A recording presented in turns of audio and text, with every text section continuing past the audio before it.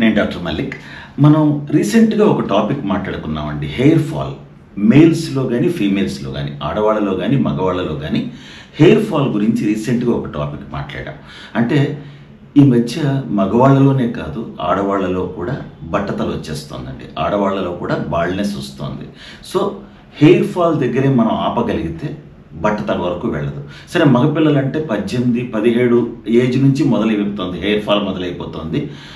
20, 21కి వచ్చేటప్పటికి వయసు బట్టతల వచ్చేస్తుంది, అది అందరం చూస్తున్నాం. సో హెయిర్ ఫాల్ దగ్గరే కనుక మనం అక్కడ ఆపేస్తే, మనం లాస్ట్ టైం మాట్లాడుకున్న టాపిక్లో హెయిర్ ఫాల్ అనే టాపిక్ మాట్లాడుకున్నాం. ఆ టాపిక్ కనుక సీరియస్గా ఫాలో అయితే మనం బట్టతలని ఆపేయచ్చు. ఒకటి, నెంబర్ 1. ఒకవేళ అది ప్రోగ్రెస్ అయ్యి అది బట్టతల బాల్డ్నెస్ వరకు వెళ్ళిందనుకోండి, సో ఒకవేళ బాల్డ్నెస్ మేల్స్ ఆర్ ఫీమేల్స్, మేల్స్లో ఎక్కువ, ఫీమేల్స్లో కొంచెం ఏజ్ వచ్చిన తర్వాత, అంటే 30 దాటిన తర్వాత, లేకపోతే 40లో ఉన్నప్పుడు, అప్పుడు కొంచెం బాల్డ్నెస్ ఎక్కువ మంది ఫీమేల్స్లో చూస్తూ ఉంటాం. బట్ మేల్స్లో మాత్రం, మగపిల్లల్లో మాత్రం 20 ఏళ్లకే పూర్తి బట్టతల వచ్చేస్తుంది. నాకు కూడా 30 నుంచి 35 ఏట మాత్రం కంప్లీట్గా బాల్డ్నెస్ వచ్చింది. నేను హెయిర్ ట్రాన్స్ప్లాంటేషన్ జరిగింది, నాకు కూడా హెయిర్ ట్రాన్స్ప్లాంటేషన్ జరిగింది. నేను 2003లో ఒకసారి హెయిర్ ట్రాన్స్ప్లాంటేషన్ చేయించుకున్నాను. ఆ తర్వాత 2011లో సెకండ్ సిట్టింగ్, 2003లో ఫస్ట్ సిట్టింగ్, 2011లో సెకండ్ సిట్టింగ్ హెయిర్ ట్రాన్స్ప్లాంటేషన్ చేయించుకున్నాను నేను. So I was completely bald by the age of 35. నాకు 35 వచ్చేటప్పటికి నాకు కంప్లీట్గా బాల్డ్నెస్ వచ్చేసింది. ఒక్కటి ఇక్కడ చాలా ఇంపార్టెంట్ ఏంటంటే, మనం బాల్డ్నెస్కి ఇంకా నెక్స్ట్ స్టెప్, హెయిర్ ఫాల్ దగ్గర మనం మెడికేషన్ వాడితే, ఇంతకుముందు నేను చెప్పిన టాపిక్లో ఏమేం మెడిసిన్స్ వాడతామో అది చాలా క్లియర్గా చెప్పాను. సో అది కనుక మనం జాగ్రత్తగా వాడుతూ ఉండాలంటే, మనం ఎంతకాలం జుట్టు కావాలో అంతకాలం ఆ లోషన్స్ అవి వాడుతూ ఉండాల్సిందే. ఒకవేళ కనుక మనం ఒకవేళ అది వాడలేదు, లేకపోతే వాడుతున్నా సరే మీకు బట్టతల వచ్చింది, చాలా రేర్. అది వాడుతుంటే రాదు, బట్టతల రాదు. కానీ మనం ఎంత సిన్సియర్గా వాడామనే దాన్ని బట్టి కూడా ఉంటుంది. సో ఒకవేళ బట్టతల కనుక వచ్చేస్తే వాట్ నెక్స్ట్ అంటే సింపుల్గా హెయిర్ ట్రాన్స్ప్లాంటేషన్.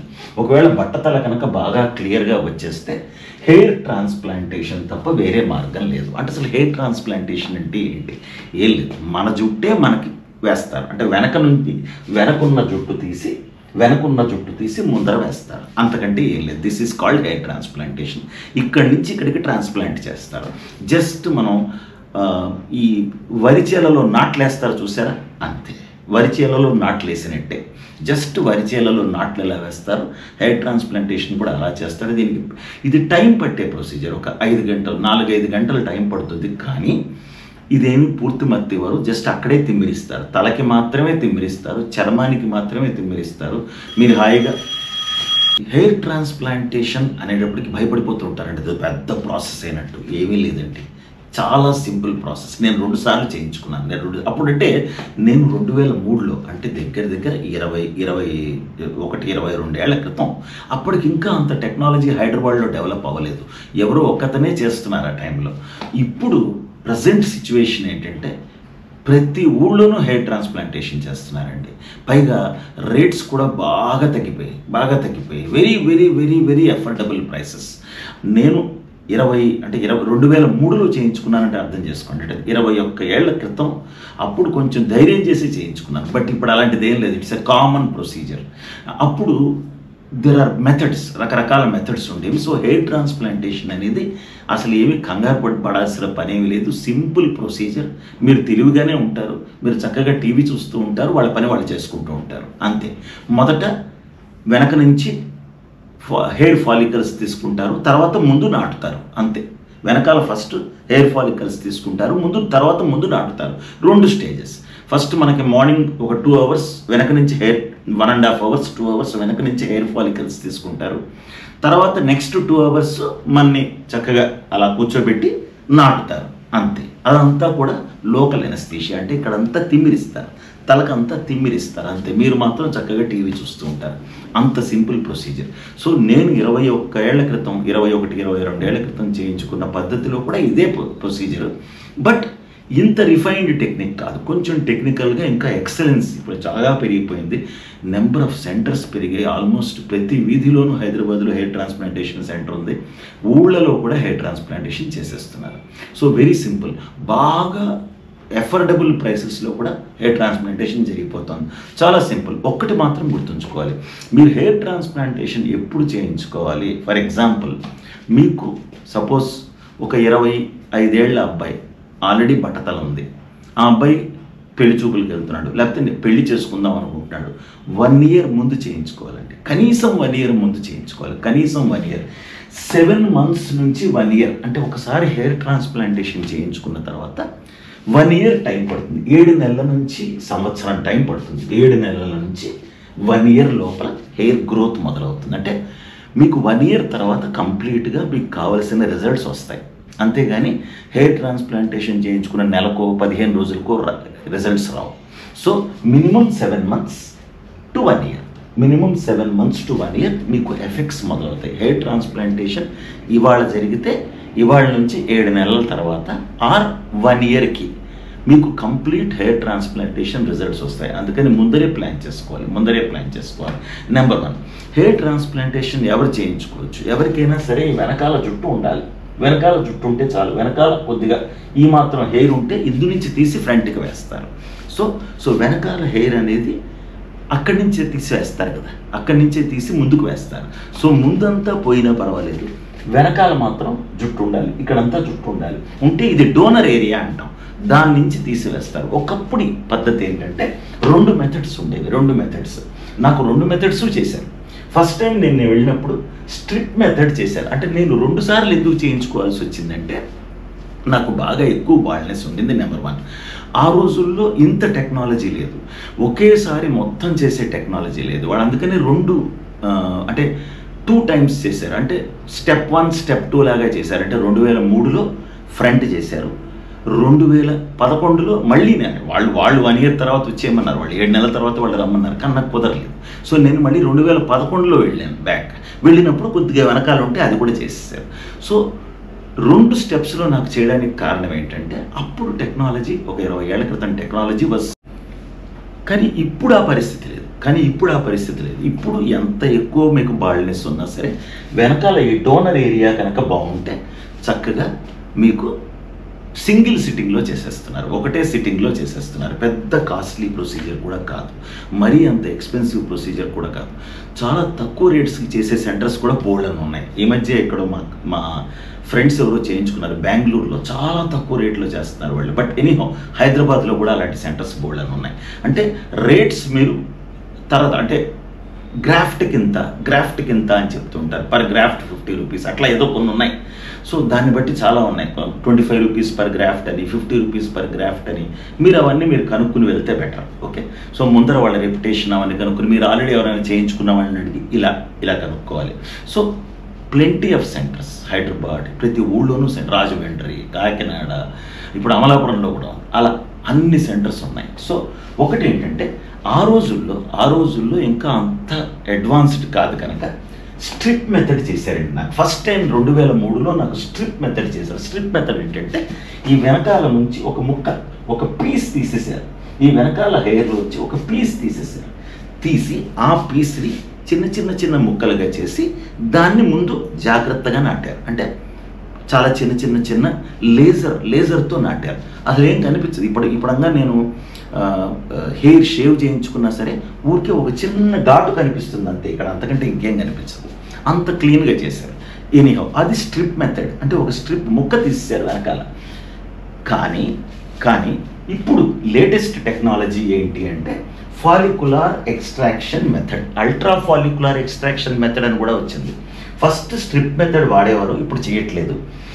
అంటే ఇప్పుడు కూడా చేస్తారు కానీ చాలామంది అవాయిడ్ చేసేస్తున్నారు, స్ట్రిప్ మెథడ్ వదిలేశారు, ఎందుకంటే ఇంకా అడ్వాన్స్ అయిపోయింది. ఇప్పుడు next follicular extraction method, ultra follicular extraction method కూడా వచ్చేసింది. అంటే వెనక నుంచి ఒక 4-5 ఫాలికల్స్ ఉన్న ఒక చిన్న పీస్ తీయటం, ఇక్కడ వేయటం, అలా అనమాట. ముందు తీసేసి వాళ్ళు దాచుకుంటారు. తర్వాత నెక్స్ట్ సిట్టింగ్లో అంటే ఫస్ట్ 2 hours, మొత్తం 4 hours అనుకుందాం ప్రొసీజర్. మొదటి 2 hours వెనకాల మన బోర్లా పడుకోబెట్టి తిమ్మిరిచ్చి ఆ చిన్న పీసెస్ తీసేసుకుంటారు. తర్వాత మీకు బ్రేక్ఫాస్ట్ ఇచ్చి తర్వాత మిమ్మల్ని కూర్చోబెట్టి అవన్నీ ఇక్కడ పైన నాటేస్తారు. సింపుల్. సో చిన్న చిన్న పీసెస్ తీయడం ఇక్కడ పెట్టడం, దాన్ని అంటే ఒక 4 గ్రాఫ్ట్లు తీయడం ఇక్కడ పెట్టడం, 4 గ్రాఫ్ట్లు తీయడం ఇక్కడ పెట్టడం, అలా. That is the method. So ultra follicular extraction method. ఒకటేమో స్ట్రిప్ మెథడ్, ఇప్పుడు చాలా చోట్ల ఇది చేయడం లేదు, చేసినా పర్లేదు, నేను చేయించుకున్నాను. ఫస్ట్ టైం స్ట్రిప్ మెథడ్ చేయించుకున్నాను. సెకండ్ టైం నేను అల్ట్రా ఫాలిక్యులర్ హెయిర్ జస్ట్ ఒక 2 ఏళ్ళ అదే 2011 అన్నాను కదా, 2011లో చేయించుకున్నాను. So it is perfect, absolutely normal. అసలు మామూలు హెయిర్కి దీనికి మామూలు హెయిరే, ఇది మామూలు హెయిర్ కాకపోవడం ఏంటి, వెనకాల ఉన్న చుట్టే ముందు వేసారు, అంతకంటే ఏం లేదు. So hair transplantation is very very very simple. నేనే ఎగ్జాంపుల్. నాకు 35 ఏళ్ళు, ఇప్పుడు నాకు 61 నా వయసు, ఇప్పుడు నా వయసు 61. 35వ ఏట నాకు కంప్లీట్గా బాల్నెస్ వచ్చేసింది, అసలు పూర్తిగా పోయింది హెయిర్. నన్ను అందరూ చూసి ఒక 50 ఏళ్ళు ఉంటాయి వీడికి అనుకునేవారు. సో నేను హెయిర్ ట్రాన్స్ప్లాంటేషన్ చేయించుకున్న తర్వాత, హెయిర్ ట్రాన్స్ప్లాంటేషన్ అయిన తర్వాత సహజంగానే ఆ లుక్ మారిపోతుంది, ఆ అపియరెన్స్ మారిపోతుంది. ఇప్పుడు నాకు 61. న్యాచురల్లీ అంటే హెయిర్ ట్రాన్స్ప్లాంటేషన్ వల్ల న్యాచురల్లీ కొంచెం యంగ్గా అనిపించే అవకాశం ఉంది. సో 35 ఏళ్ల వయసులో నాకు అంతా 50 ఉంటుంది వీడి వయసు అనుకున్నారు. ఇప్పుడు మరి 61. హెయిర్ ట్రాన్స్ప్లాంటేషన్ వల్ల కూడా దాని ఎఫెక్ట్ ఇప్పుడు 61కి వచ్చింది నా వయసు. అంటే నేను 25 ఏళ్ళు 26 ఏళ్ల క్రితం చేయించుకున్నాను అనమాట. అంటే నేను 35 ఏటే కంప్లీట్గా బాల్నెస్ వచ్చేసి అప్పుడు చేయించుకుని, అంటే 2003లో ఫస్ట్ టైం హెయిర్ ట్రాన్స్ప్లాంటేషన్ చేయించుకుని 2011లో మళ్ళీ రివిజన్ హెయిర్ ట్రాన్స్ప్లాంటేషన్ చేయించుకుని, అంటే అసలు నిజంగా ఇప్పుడైతే ఆ ప్రొసీజర్ అంతా అవసరం లేదు. సింగిల్ సిట్టింగ్, ఎంత పెద్ద బాల్నెస్ ఉన్నా ఎంత ఎక్కువ బాల్నెస్ ఉన్నా సింగిల్ సిట్టింగ్లో చేసేస్తున్నారు. అది ఇంపార్టెంట్. ఇంకా సరే, సో ఇదంతా కూడా మీకు కేవలం ఒక రోజే, ఓన్లీ 1 డే. పొద్దున్న వెళ్తారు, సాయంత్రం ఇంటికి వచ్చేస్తారు. మీరేమో హాస్పిటల్లో కూడా ఉండాల్సిన అవసరం లేదు. పొద్దున్న మీరు హెయిర్ ట్రాన్స్ప్లాంటేషన్ సెంటర్కి వెళ్తారు, జస్ట్ ఒక 4 అవర్స్ ఆర్ 5 అవర్స్ తర్వాత మీరు ఇంటికి వచ్చేస్తారు. ఏమీ ఎక్కడ తెలివిలే, మీకు నిద్రపోవడం ఉండదు, అలాంటిది ఏమి ఉండదు. లోకల్ అనస్థీషియా, మీరు తెలివిగానే ఉంటారు ప్రొసీజర్తో. తర్వాత చాలా ఇంపార్టెంట్ ఏంటంటే వాళ్ళు చెప్తారు మీకు ఏమేం చేయాలి, తర్వాత ఎలా ఫాలో అవ్వాలి, అవన్నీ వాళ్ళు చెప్పింది ఫాలో అవ్వాలి. చాలా చాలా ఇంపార్టెంట్ విషయం ఏంటంటే, తర్వాత హెయిర్ ట్రాన్స్ప్లాంటేషన్ మేల్స్కి చేస్తారు, ఫీమేల్స్కి కూడా చేస్తారు. మగవాళ్ళలోనే హెయిర్ ట్రాన్స్ప్లాంటేషన్ ఒకప్పుడు చేసేవారు, ఇప్పుడు ఆడవాళ్ళకు కూడా హెయిర్ ట్రాన్స్ప్లాంటేషన్ చేస్తున్నారు.